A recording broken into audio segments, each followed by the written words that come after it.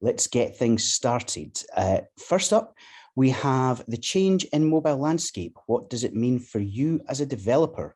And we're going to be hearing from Miikka from Xsolla. Miikka, are you with us? So how are you today, Miikka? I'm great. I'm splendid. I had some technical issues, so my background might not be exactly up to par, but it's pretty close. But yeah, other than that, great. It's a lovely Monday. I mean, to be honest, where I'm calling from Berlin, it's pretty gray and all of that, but I'm just trying to keep the positive vibe going. Exactly. Yeah. it's always sunshine at a Pocket Gamer Connect event. So are you ready to go? Yeah, I'm totally ready to go. I will share my screen if that's okay. So go right ahead. I will fade into the background and I'll reappear towards the end. So take it away. All right, sharing my screen here, presenting mode. Just making sure this is visible. Can you see my presentation? We can indeed. Oh, perfect. All right. So hello, everybody. Thanks for joining in on a Monday afternoon. Hopefully your weather is better than in Berlin, where you're calling from. My name is Miikka Luotio. I work at Xsolla as the Director of Business Development for Europe. My background, just for the context of this whole presentation, is coming from 15 years working with mobile game industry, with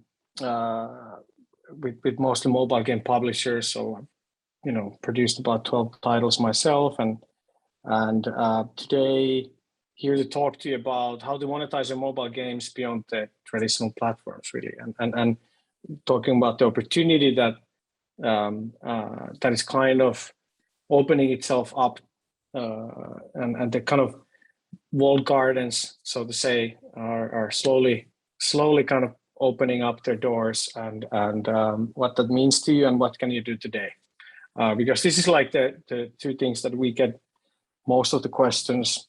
Since Xsolla, we are a video games business transaction engine, or some would say a payment company that we work as a merchant of record for video game publishers, and we handle payments. So we've been getting a lot of requests lately from the mobile game industry about, because this topic is very relevant today. In many ways, not just Apple, but also Google, all the mobile platforms. The topic is out there about them opening up to the payments and what that means. And I get a lot of questions. So this is kind of, what I usually answer to all the people that contact me about this, like, hey, how can we sell outside of the traditional mobile platforms? What can we do today? What you should be careful of? What are the challenges? And what's going to happen in the future? So first of all, I'd like to start actually by talking about the market and the situation and the kind of opportunity from a business perspective. So at Xsolla, when I joined Xsolla about over a year ago, coming from the mobile space, Xsolla has been working with video game companies for 15 years or so, and mostly actually on the online and PC side of things, and not so much on mobile. So, and only when I was joining, that's when we were kind of starting to work with mobile publishers in different ways. So my first question was really like coming from the mobile space myself, dealing with only Apple and Google when it comes to payment and handling in-app transactions. So the first question I had was, what's the bottom line difference between the coverage, what, for example, a company like Xsolla can offer, or versus mobile platforms? Like what are we talking about here? What's the difference? Like how well does Apple and Google cover payment methods around the world? I asked the team, our payments team, to kind of do a comparison, and what we found out is really, really interesting. So, well, most people are always asking, like, how can we avoid the so-called platform tax? I think that's really just the tip of the iceberg, the platform tax. What's really bigger, actually, when you go down the iceberg and you start looking what's under the waves, that's where the real difference starts to kind of add up. So we took a look at different regions in the world, and there was a few key regions where there's like a marginal improvement, because mostly these traditional platforms, what they do is they work with credit cards most of the time, and then they work with popular e-wallets like PayPal and etc. The stuff that pretty much everybody in the Western world is familiar with. But one of the missed opportunities that I think these platforms at least currently are not really catering for is alternative payment methods, local banks, local e-wallets, and all of that, which is getting more and more popular. Different ways to pay. You got so many new things happening in the world. Consumers are using Bitcoin to pay, and they're using other things to pay. Local banks, different banking applications, and we see certainly this. We see at Xsolla, when we look at our revenue altogether, we see that roughly half of it is credit cards, and then other half is more alternative payment methods. So essentially, those traditional platforms, you've been missing out on a lot of the alternative payment methods. And what that means in numbers is, you look at Europe, for example, we calculated that the difference of coverage, what you're missing out there, if you just rely on the mobile platforms today, you're missing out on 20% of coverage. Russia, you're missing out 60% of coverage. Latin America, you're missing 40% of coverage, which is a huge emerging market. And India, that's a huge area that's kind of completely like, not covered in terms of the alternative local payment methods by these traditional platforms. So, and then there's South Korea, which is like 40% that is not covered by the traditional platforms, where, for example, a company like us at Xsolla, we can actually increase the coverage, which will increase your lifetime value, actually, your potential lifetime value. So essentially, you will have more people that can pay in your game, and that's a huge deal. And that's something that was a big revelation to me, that, wait a minute, like, I never asked the question as a product manager of a mobile game that, my LTV for example, in Brazil, is it artificially low? Could it be better? And why it's not better than Europe, for example? The reason really tends to be that, people in emerging markets don't necessarily have the same payment options, credit cards, and etc. that we have here in the West. They use local payment methods. They use bank installment payments with the local banks. They use local e-wallets that might be completely unknown to most of us in the Western world, and same thing in South Korea and Russia. So I think the conversation of just looking at the platform tax, it's really just the tip of the iceberg here. And then when we're looking at generally the market itself, the emerging markets are the ones that are really not well covered by the mobile platforms. So there's a lot of revenue growth that you can do in those regions if you choose another payment partner. And that's the exciting news, like, about the walled garden opening, that publishers would have the choice to look at different payment providers and do comparisons and decide what's best for their game, what's best for their games and their whole portfolio and their audience, and give them more options to pay in your game, which is really the essential, right? So that's a kind of business fundamentals. Now, the second question I get is like, hey, well, what can I do today when it comes to selling outside of the mobile platforms? Like, what can I do to get to that point? What are the kind of situation in terms of there's the Apple Epic lawsuit that's going on. Obviously, there's developments every day. You look at some days, there's December 9th, Apple appealed, and etc. It's fun to watch, but you should look at it as a professional in this industry. Like, you should not make any business decision based on how a lawsuit actually ends up being, and because none of us, even if this walled garden opens up, we don't really know what that actually exactly means to the small guy. What are the regulations? Like, do you still have to pay platforms something or not? Like, how much, etc. So I would say it's still a wait and see, you know. So the best thing you can do is prepare to do that, and one of the ways to do that is already, if you already have a web or PC version, or you're planning to do a web or PC version of your game, you know, now is a good time to do it, because that'll get you acquainted in the world of, you know, dealing with merchants of records like Xsolla and other payment providers, that, you know, you can kind of exercise your approach to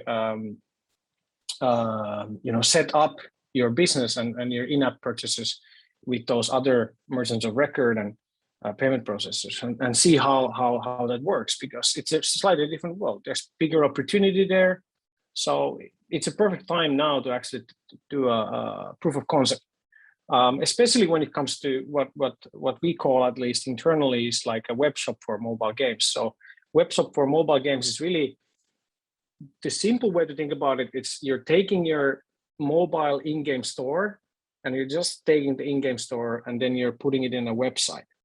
And a website that can be read can be accessed by mobile browser or desktop browser. So it's just the in-game store in a web shop format. So essentially, you are duplicating your in-game store, and you're giving access to your players to go there. So players that can, you know, who have created an account in your game, they can log into this web shop for a particular game, mobile game, and they will see the same virtual currency, same virtual items, and even some cases where we're seeing our partners are doing special offers like that are exclusive to the web version. So, you know, they're actually adding more value. They're treating it almost like a VIP concierge service. So they're giving some of their most valuable players unique special offers, special bundles, really, that give more value and are more exciting to the players, while they sell the same content there. And then the last question, I think, you know, when you look at these different solutions, what you can do today, webshop, we've seen some great results. We've seen results with some of our partners, you know, increasing their revenue by 40%, you know, calculating from the mobile version. The growth of 40% is very significant. And even in one particular case, one of our partners managed to get their web shop to generate more revenue than their mobile version. So effectively, they almost migrated their whales to go and buy in the web shop instead of in game, because they were seeing better value offers. There was timed exclusive and etc. that I think made the web shop compelling for the kind of loyal super fans of the game. And then you have to remember, like, whatever you sell in a web shop, you work with Xsolla, for example, you obviously you don't have to pay the platform tax. You pay a small commission, so you get like easily over 20% more profit per each transaction there as a publisher. So it's a very lucrative business proposal for you. Plus, then you can actually grow your business in different regions where you didn't have those payment coverage, as I mentioned in the previous page. And then, you know, the follow-up question that comes often is, what about mobile purchases? Like, you know, when is that going to happen? Like, you know, and this is really to do with the fact that, you know, it's still a wait and see situation. You know, we're looking at, I think, the writings on the wall, and I would say get ready for that. Like, look at certain, like, for example, we have an iOS and Android SDK that's ready to go. Technically can be already used, but obviously, you know, as a publisher, you should be following closely what are the kind of guidelines that will come when things open up. And how do you need to implement it? How do you need to follow the guidelines as a publisher? You know, our service is already, you know, ready there. You can already plug in-app purchases for iOS and Android for your games using Xsolla's SDKs or API, and it works.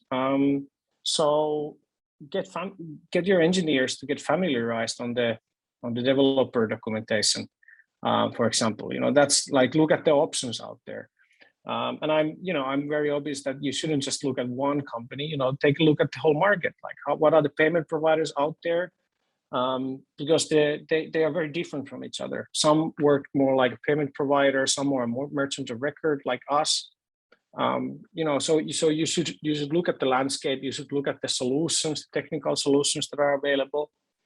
And that's something that you can certainly do and kind of mentally get ready and understand what that will take in terms of your team to implement those SDKs once things open up. And I think that's important to kind of like look into that, look into the companies that can work in this space, talk to them, establish connections, compare, analyze, and find out what is the best solution for you.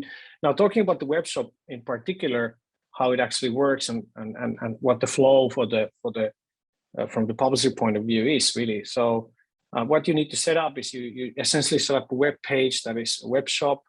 We have like a site builder that allows easily for you to set up the in-app purchase in the back end, display them in a kind of web shop way, and you can obviously customize how you want to do that. But this is something you can do yourself as well. We see some of our partners, they did it internally or hired an external agency to even build their web shop, and they just use us there as a payment provider or merchant of record, really.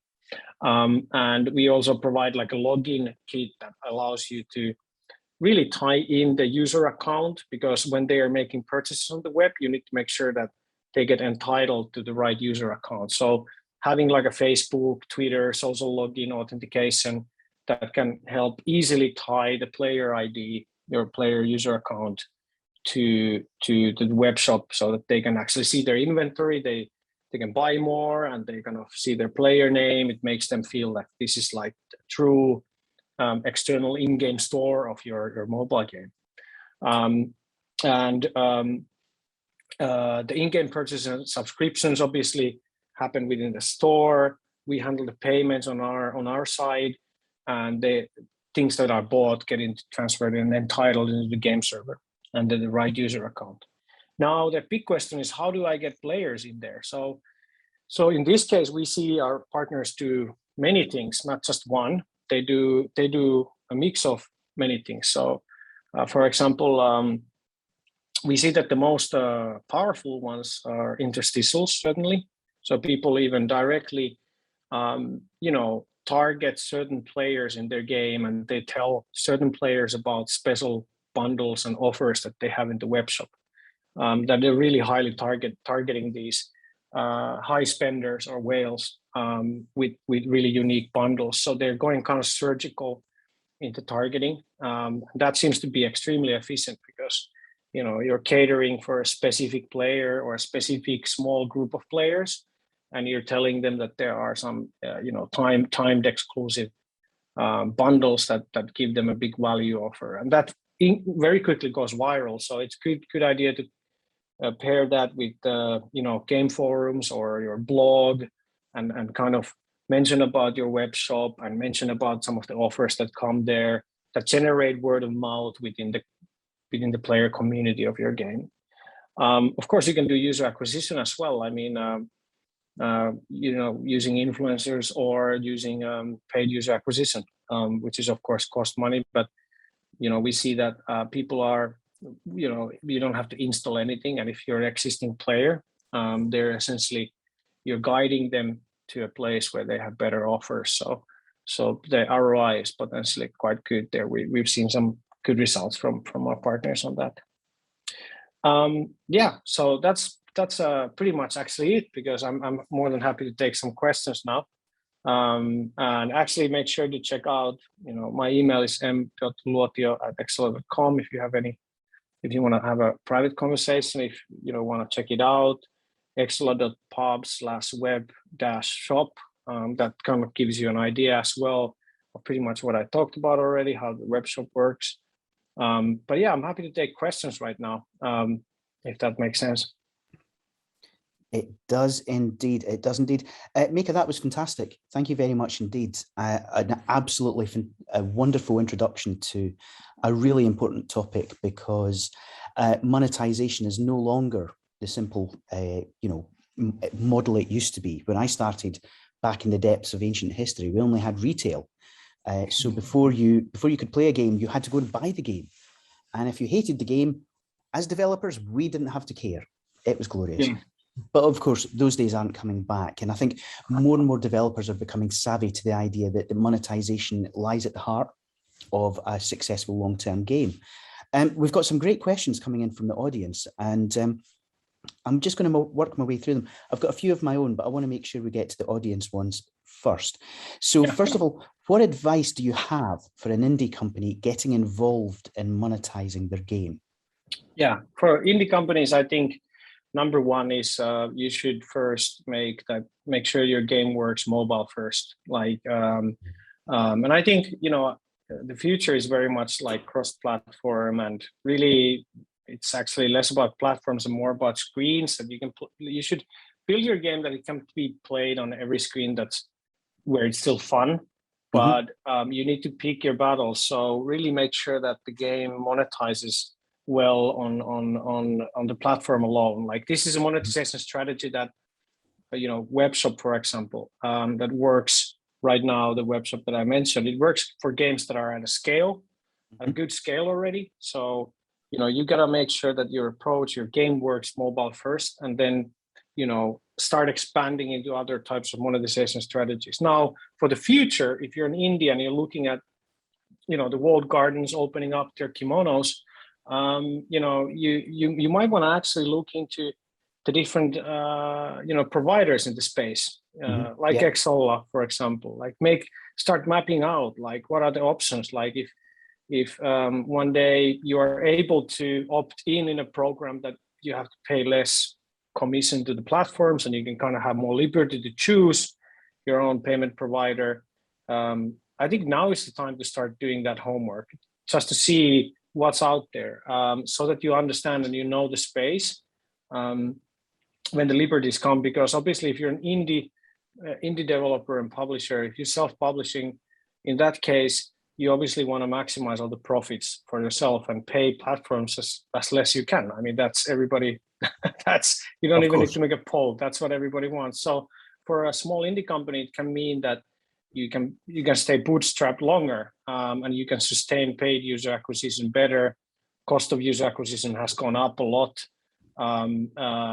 for mid-core, core games, and even casual games. So this can be a leverage for you as an indie company, especially when the mobile payments get enabled. But that to happen, the walled gardens truly need to open their kimonos.